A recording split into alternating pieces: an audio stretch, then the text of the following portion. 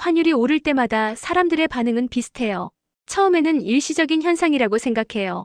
조금 지나면 내려올 거라고 기대하고 뉴스 속 숫자를 흘려듣게 되죠. 하지만 환율이 높은 자리에 오래 머무르면 이 기대는 점점 힘을 잃어요.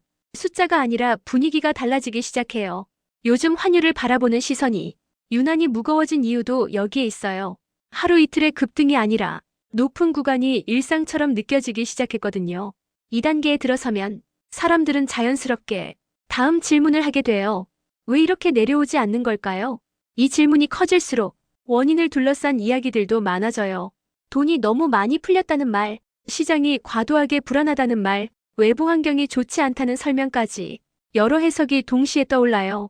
이 과정에서 숫자 하나하나가 책임의 근거처럼 사용되기 시작해요. 그 중에서도 유동성을 보여주는 통계는 항상 논쟁의 중심에 서요. 이 수치가 커 보이면 돈이 과도하게 풀렸다는 인식이 강해지고 그 인식은 곧 환율 상승의 원인으로 연결돼요. 그래서 통계는 단순한 숫자가 아니라 해석의 출발점이 돼요. 이 지점에서 사람들이 느끼는 미묘한 불안이 생겨요. 환율이 내려가지 않는 상황에서 숫자를 바라보는 기준이 바뀐다면 그 의미는 무엇일까 하는 의문이에요. 상황을 설명하기 위해 바꾸는 건지 아니면 부담을 줄이기 위한 선택인지 구분하기 어려워지기 때문이에요. 통계는 원래 현실을 설명하기 위한 도구예요. 하지만 현실이 불편해질수록 통계는 설명의 대상이 아니라 논쟁의 대상이 되기 쉬워요. 같은 현상을 두고 어떤 기준을 쓰느냐에 따라 전혀 다른 이야기가 만들어질 수 있으니까요. 이 차이는 숫자보다 신뢰에 더 큰 영향을 줘요. 환율이 높은 상태에서 사람들이 가장 민감하게 반응하는 건 정책의 방향이에요. 지금 상황을 어떻게 바라보고 있는지, 어디에 초점을 두고 있는지를 행동보다 먼저 읽어내려고 해요. 통계를 손본다는 말이 더 크게 들리는 이유도 이 신호를 해석하려는 심리가 깔려 있어요. 이제 환율 문제는 단순히 오르내림의 문제가 아니에요. 신뢰의 문제로 옮겨가고 있어요. 숫자가 바뀌면 해석도 바뀌고 해석이 바뀌면 사람들의 판단도 바뀌어요. 그래서 통계는 현실을 설명하는 동시에 현실에 영향을 주는 존재가 돼요. 지금 이 국면에서 많은 사람들이 느끼는 건 환율 그 자체보다 환율을 둘러싼 설명 방식이에요. 이 설명이 설득력을 잃는 순간 숫자는 더 이상 안정의 근거가 되기 어려워요. 오히려 또 다른 불안을 낳을 수 있어요. 이 상황이 어디까지 이어질지보다 어떤 기준으로 해석될지가 앞으로의 분위기를 더 크게 좌우하게 돼요. 환율이 높은 상태로 유지되면 정책 당국이 가장 먼저 마주하는 건 시장의 시선이에요. 사람들은 숫자보다 그 숫자를 어떻게 설명하는지를 더 예민하게 봐요. 왜 지금 이 수치를 쓰는지, 왜 이 기준을 선택했는지가 행동의 신호처럼 읽히거든요. 환율이 불안정할수록 통계는 단순한 참고 자료가 아니라 정책 의도를 비추는 거울처럼 느껴져요. 그래서 통계를 손본다는 말은 기술적인 조정으로만 들리지 않아요. 지금 상황을 어떤 프레임으로 바라보겠다는 선언처럼 들려요. 이 인식 차이가 시장의 반응을 크게 갈라요. 이 지점에서 중요한 건 통계가 틀렸느냐 맞느냐의 문제가 아니에요. 현실을 어느 각도에서 보느냐의 문제예요. 같은 현상이라도 어떤 항목을 강조하느냐에 따라 전혀 다른 그림이 만들어져요. 이 그림은 정책의 정당성을 설명하는 근거가 되기도 하고 불안을 잠재우는 도구가 되기도 해요. 하지만 환율이 높을수록 시장은 설명에 더 까다로워져요. 좋은 의도라는 말만으로는 충분하지 않다고 느껴요. 왜 지금 바꾸는지, 이 조정이 어떤 결과로 이어질지를 구체적으로 알고 싶어 해요. 이 질문에 답이 흐릿하면 설명은 오히려 불안을 키워요.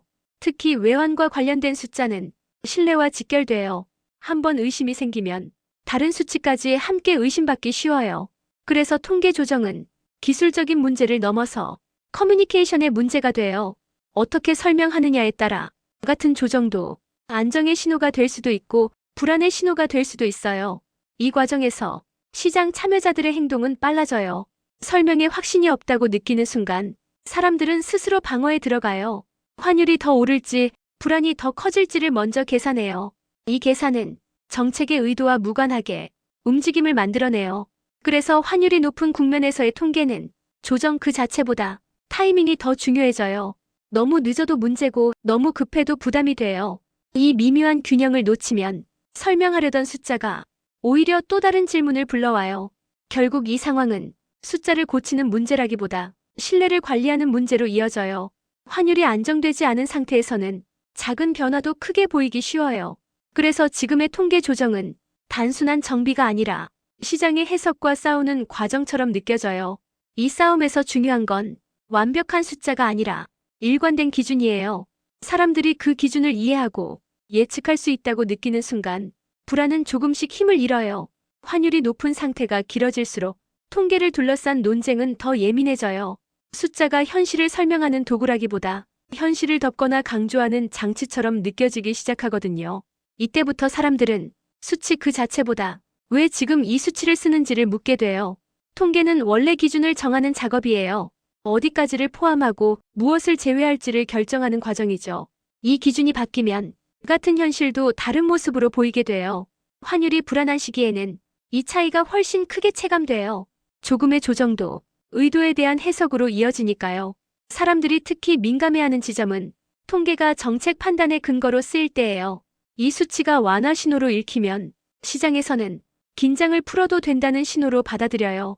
반대로 부담을 줄이기 위한 조정처럼 보이면 문제가 더 크다는 해석이 따라붙어요. 이 양쪽 해석이 동시에 존재하면서 불안은 쉽게 가라앉지 않아요. 이 과정에서 정책과 시장 사이에 거리감이 생겨요. 설명은 충분하다고 느끼는 쪽과 아직 납득되지 않는다고 느끼는 쪽이 갈려요. 이 간극이 커질수록 환율은 숫자보다 심리에 의해 움직이게 돼요. 사람들이 어떻게 받아들이느냐가 실제 움직임에 영향을 주는 단계로 넘어가요. 통계 조정이 반복되면 또 다른 문제가 생겨요. 사람들이 숫자에 익숙해지지 못해요. 기준이 자주 바뀐다는 인식이 쌓이면 이번 숫자도 언젠가는 다시 바뀔 거라고 생각하게 돼요. 이 생각은 안정에 대한 기대를 약하게 만들어요. 기대가 약해지면 불안은 더 오래 남아요. 그래서 통계는 단순히 맞느냐 틀리느냐의 문제가 아니에요. 얼마나 오래 유지될 수 있느냐의 문제예요. 사람들이 그 기준을 앞으로의 판단에 써도 된다고 느껴야 비로소 신뢰가 생겨요.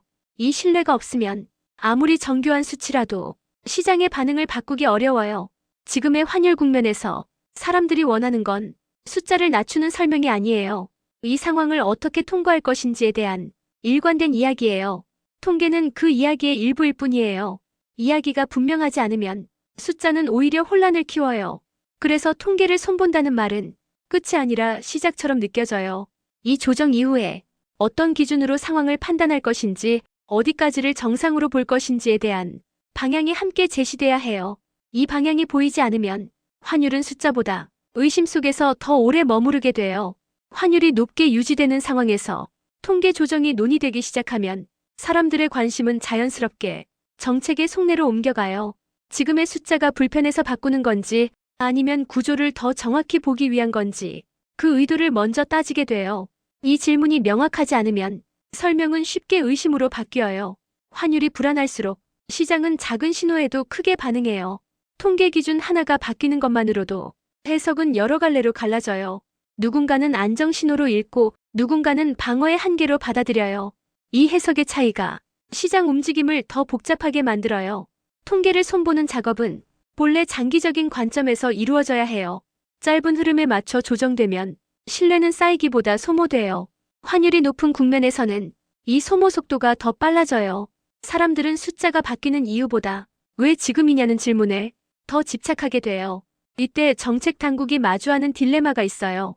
설명을 자세히 하면 의도가 과도하게 해석될 수 있고, 설명을 줄이면 숨기려는 것처럼 보일 수 있어요.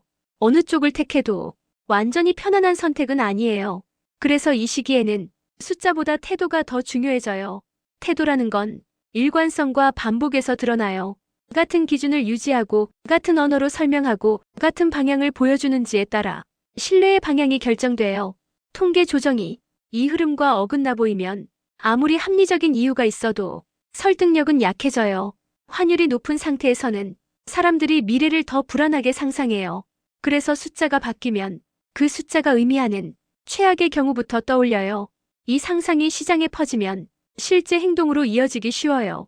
통계는 현실을 설명하지만 현실을 자극하기도 해요. 이 국면에서 중요한 건 환율을 낮게 보이게 만드는 숫자가 아니에요. 이 숫자를 기준으로 앞으로 무엇을 할 것인지가 보여야 해요. 통계가 방향을 설명하지 못하면 사람들은 그 빈자리를 각자의 불안으로 채워요. 이 불안은 환율보다 더 오래 남을 수 있어요. 그래서 통계를 손본다는 말은 기술적인 조정이 아니라 신뢰 관리의 시험처럼 느껴져요. 이 시험은 숫자가 아니라 일관된 설명과 태도로 통과해야 해요. 그렇지 않으면 환율은 내려가지 않아도 불안만 더 커질 수 있어요. 이 국면이 길어질수록 사람들이 가장 경계하는 건 숫자가 현실을 앞서가 버리는 상황이에요.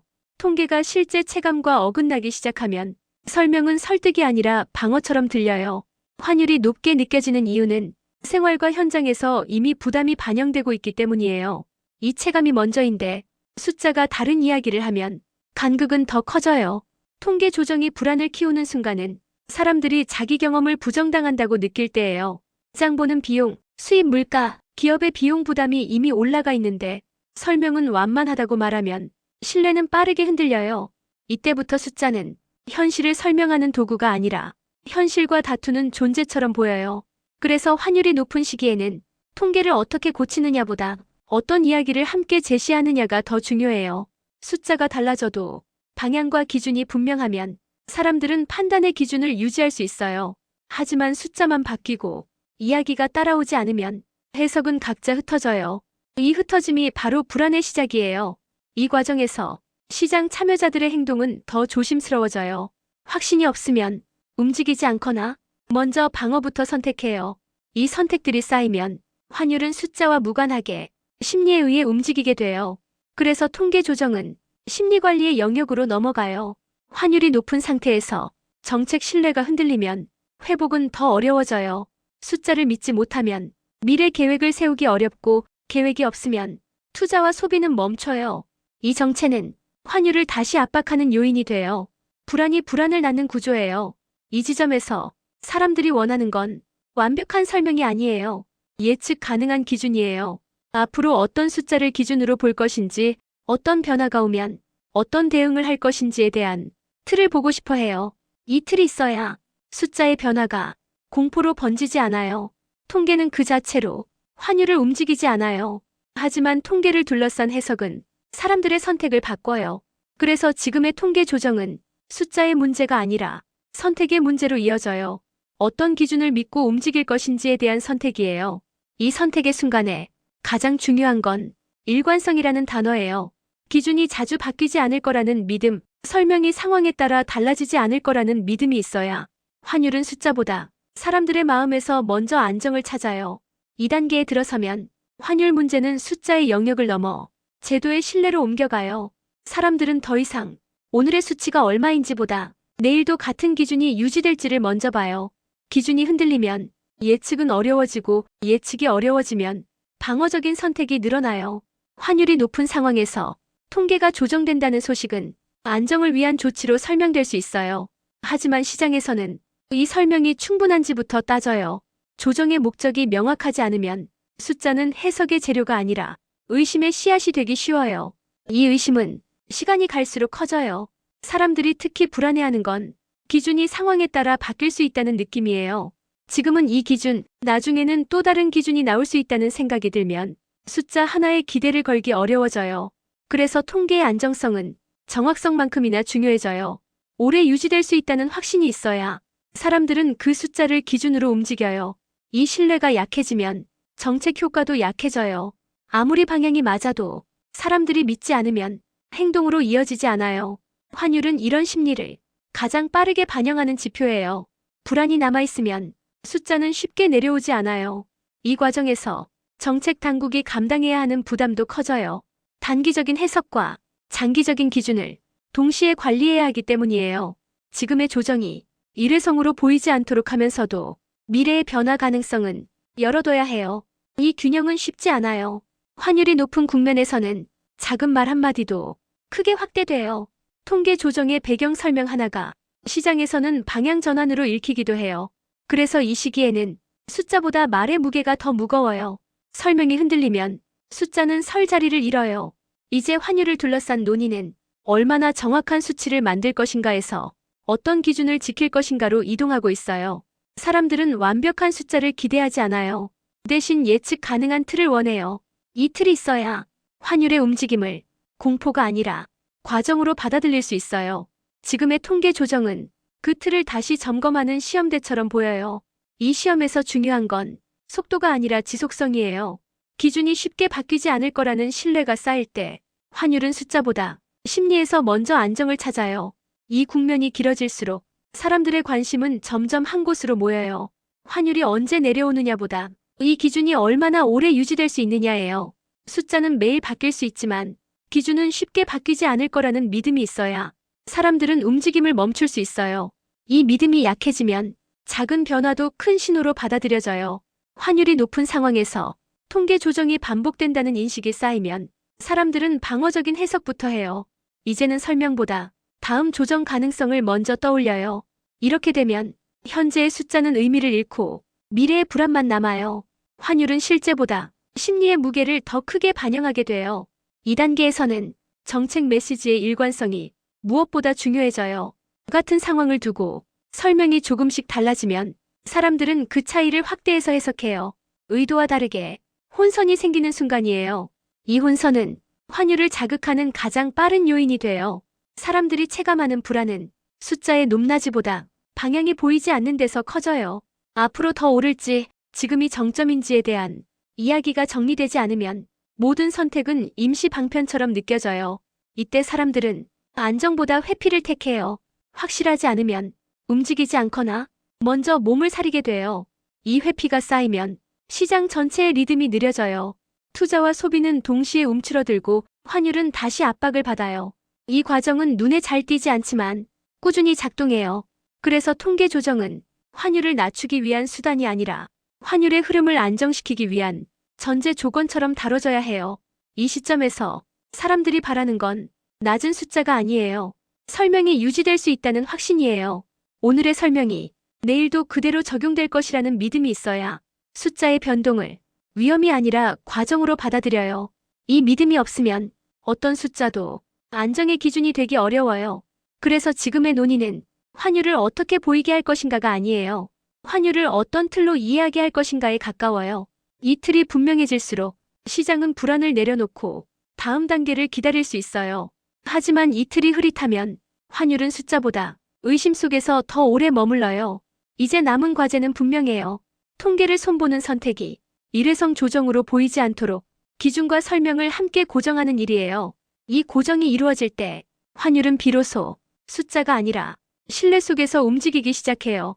이제 이 흐름이 남긴 핵심이 또렷해져요. 환율이 얼마나 올랐느냐보다 이 상황을 해석하는 기준이 어디에 고정돼 있느냐가 더 중요해졌어요. 숫자는 언제든 변할 수 있지만 기준이 흔들리면 그 숫자는 안정의 역할을 하지 못해요. 그래서 지금의 환율 문제는 시장보다 신뢰의 문제로 남아요. 통계를 손본다는 선택은 결과를 바꾸기 위한 마지막 카드처럼 보일 수 있어요. 하지만 이 카드는 혼자서 효과를 내기 어려워요. 기준과 설명, 앞으로의 방향이 함께 제시되지 않으면 숫자는 오히려 의심을 키워요. 사람들은 숫자 뒤에 숨은 의도를 먼저 보려고 하거든요. 이 지점에서 중요한 건 완벽한 설명이 아니에요. 일관된 태도예요. 같은 상황에는 같은 기준을 적용하고 같은 언어로 설명하고 같은 방향을 유지한다는 신호예요. 이 신호가 반복될수록 사람들은 숫자의 변화에 덜 흔들리게 돼요. 환율은 그때서야 심리의 압박에서 조금씩 벗어나요. 환율이 높은 국면에서 정책이 할 수 있는 가장 큰 역할은 불확실성을 줄이는 일이에요. 불확실성이 줄어들면 사람들은 방어를 멈추고 기다릴 수 있게 돼요. 기다림이 가능해지는 순간 환율은 급격한 반응을 멈춰요. 이 과정은 눈에 띄지 않지만 가장 효과적인 안정 방식이에요. 이제 통계는 현실을 가리기 위한 장치가 아니라 현실을 해석하는 약속이 돼야 해요. 이 약속이 지켜질 거라는 믿음이 쌓이면 숫자는 다시 기능을 회복해요. 환율이 내려가느냐보다 환율을 바라보는 시선이 안정되느냐가 먼저예요. 이 순서가 뒤바뀌면 아무리 숫자를 고쳐도 불안은 남아요. 그래서 지금의 선택은 환율을 낮추기 위한 선택이 아니라 기준을 고정하기 위한 선택으로 읽혀요.